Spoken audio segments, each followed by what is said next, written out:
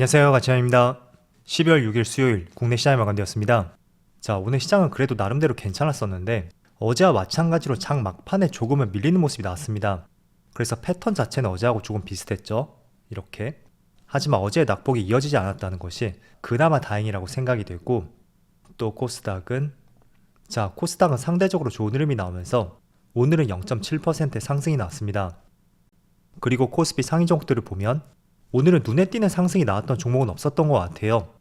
반면에 2차전지 배터리 셀 기업들, 이쪽은 여전히 좋지 않은 흐름이 나오고 있고, 최근에 다시 한번 반등이 나왔었던 포스코 퓨처엠까지 오늘도 좋지 않은 흐름이 나왔었네요. 포스코홀딩스도 마찬가지고요. 그리고 제약 바이오주, 이쪽도 좋지 않았고, 코스피 상위 종목 내에서는 전반적으로 시장을 주도했던 종목은 보이지 않는 것 같습니다. 그리고 코스닥. 자, 코스닥은 여기는 표시가 되어 있지 않지만 엔터주의 흐름이 상당히 강했어요.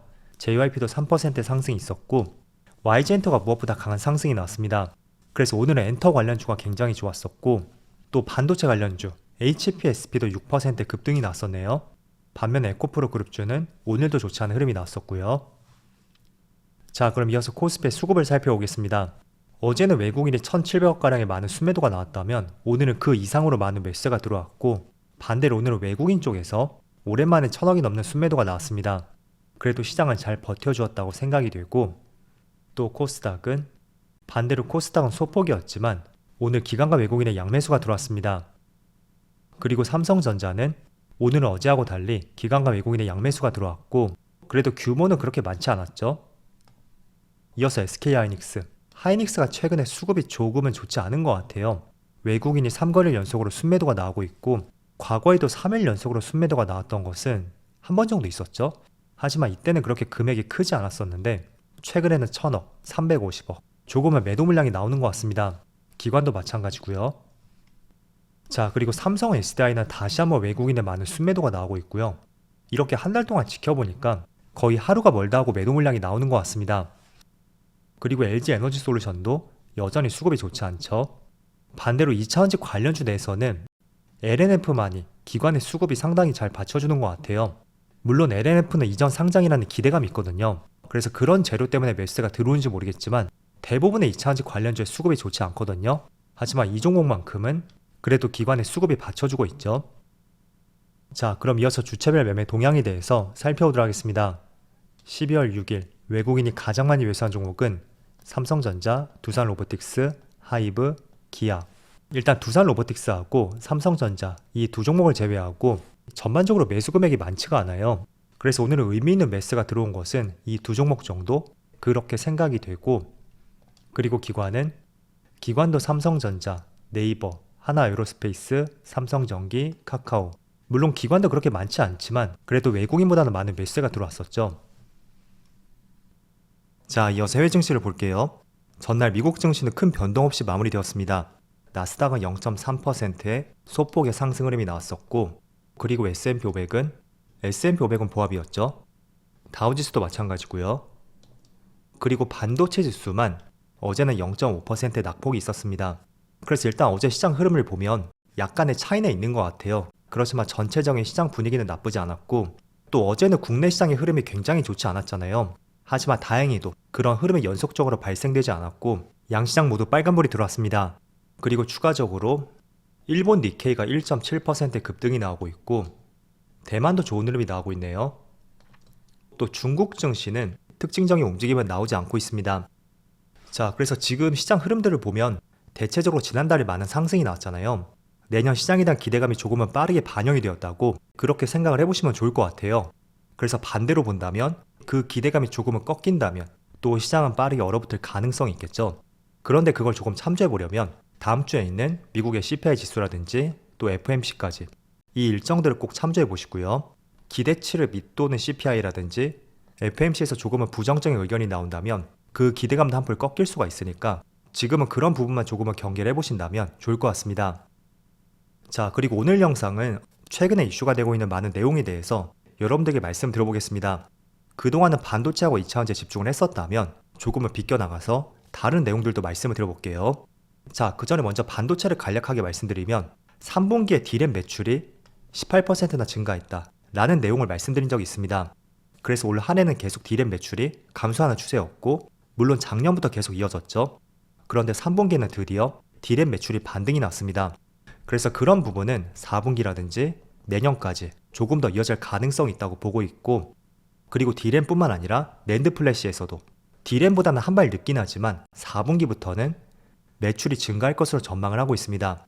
자, 그래서 D램이라든지 낸드까지 올 하반기부터는 매출 반등을 기대해 볼 수가 있고, 반도체는 경기 사이클이 있다고 말씀드렸잖아요. 그래서 한번 추세를 잡게 된다면 그게 단발적으로 그치지 않고 기본적으로 1년 정도는 이어지는 것이 일반적인 반도체의 업황 특성입니다. 그래서 지난 삼성전자의 주가를 보시더라도 아마 3년에서 4년 정도 그 사이클을 두고 주가가 이렇게 큰 흐름에서 움직임이 나왔거든요. 때문에 지금도 그런 구간의 초입이라면 지난 2021년 초에 그때 고점을 형성하고 다음 달이면 3년이 지나게 되죠. 때문에 반도체는 24년에 어쩌면 다시 한번 랠리가 나올 가능성도 있으니까 그런 부분은 업황 사이클 측면에서 최근에 D램과 낸드가 돌아서고 있다. 그런 내용과 더불어서 같이 한번 생각을 해보세요. 자, 그리고는 또 다른 이슈. 오랜만에 엔터 관련주가 급등이 나오고 있습니다. 그 대표주로 YG 엔터가 있는데 오늘 나온 기사를 보면 블랙핑크하고 재계약을 체결했다는 굉장히 기대감을 높이는 기사가 나왔습니다. 사실 그동안에 YG의 주가가 좋진 않았었거든요. 언론에서 나왔던 기사들을 보면 블랙핑크가 재계약을 한다고 해도 이 4명 모두가 재계약을 하는 것이 아니고 2명 내지는 3명 정도 이렇게 될 가능성이 높다고 알려져 있었거든요. 자, 그런데 완전체가 재계약을 했다는 것은 완전히 불확실성을 해소했다는 의견이라고 볼 수 있습니다. 그래서 오늘은 급등이 나왔기 때문에 조금은 주가에 눌림이 나올 가능성도 있습니다. 그렇지만 큰 불확실성을 해소했던 만큼 짧은 기간에 가파른 상승에 따른 되돌림, 그런 구간만 지난다면 다시 한번 내년에 추세를 돌릴 수도 있지 않을까, 저는 그렇게 판단하고 있어요. 자, 그래서 오늘 주가를 보시면 거래대금이 거의 3,000원 가까이 터졌고 25%의 급등이 나오고 있죠. 하지만 최근의 주가를 보면 결코 좋지 않았던 것은 사실입니다. 주봉이에요. 물론 그 안에는 재계약에 대한 불확실성도 있었고 또 엔터 산업이 전반적으로 작년에는 그렇게 흐름이 좋진 않았습니다. 자, 하지만 2024년에는 엔터 기업들의 수익성이 다시 개선이 될 것이고 또 어느 때보다 많은 신인 그룹의 등장, 그런 기대감도 있다고 해요. 그래서 오늘 좋은 기사와 함께 주가를 과연 돌리면서 내년 시장을 맞이할 수 있는지 그런 부분도 관심 있게 보시고요. 또 이렇게 YG 엔터에 좋은 소식이 나오니까 다양한 엔터 기업들 오늘 비슷하게 좋은 흐름이 나오고 있습니다.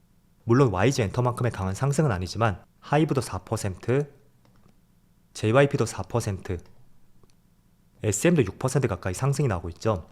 그래서 지금은 내년을 본격적으로 앞두고 있고 또 그동안 많이 눌렸었고 내년에는 더 큰 수익성을 기대할 수 있는 만큼 정말로 추세를 돌릴 수 있는지 그런 부분을 관찰해 보시면서 추가적인 기사를 참조해 보자고 말씀을 드릴게요. 자, 그리고 또 한 가지 기사. 최근에 중국 폐렴이 확산이 되면서 그게 국내에도 계속 전파가 되고 있다는 좋지 않은 기사가 나오고 있습니다. 사실 중국 폐렴 같은 경우에는 10월쯤에 나왔던 기사거든요.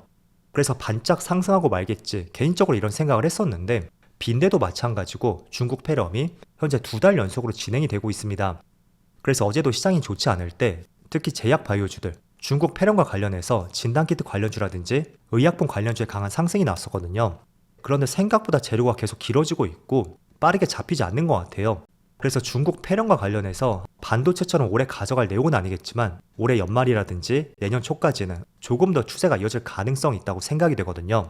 그래서 나는 조금은 짧게 스윙 투자를 선호한다 라는 생각을 갖고 있다면 충분히 테마가 형성이 되었다고 생각이 되고, 관련주로서는 오늘은 급락이 나오고 있지만 대표적으로 수젠텍이라든지 시젠, 진단키트 관련주죠.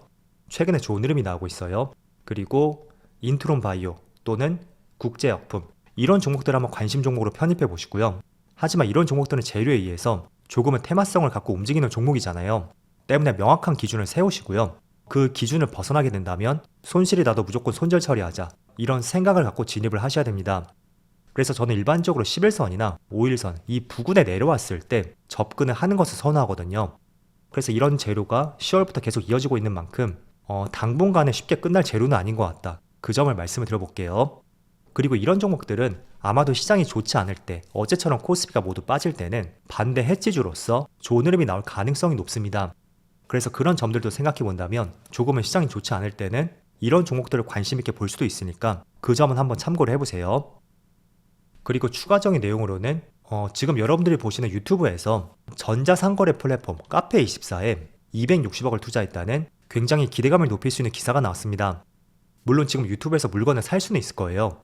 그렇지만 정말로 얼마나 많이 살 수 있는지 그건 솔직히 의문이 들고요. 하지만 구글에서 카페24에 무려 260억을 투자함에 따라서 오늘 카페24가 점 상한가를 갔고, 또 이런 내용도 마찬가지죠. 조금 전에 패런 관련주와 마찬가지로 반도체처럼 오래 갈 수 있는 장기적인 재료는 아니란 말이에요.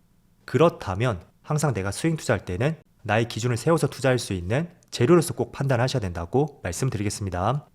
그래서 가령 나는 5일선이나 10일선 근처가 왔을 때 매수를 하겠다 라는 생각을 가졌다면 그 자리가 이탈하게 되면 무조건 비중을 줄여 나가셔야 됩니다. 그래서 조금 어려울 수는 있겠지만 의외로 재료에 의한 스윙 투자를 선호하시는 분들이 많더라고요.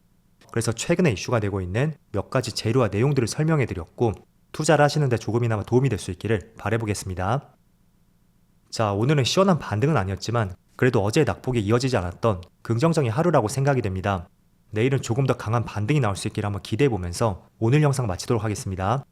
자, 그럼 편안한 저녁 되시고요. 저는 내일 영상에서 다시 찾아뵙도록 하겠습니다. 감사합니다.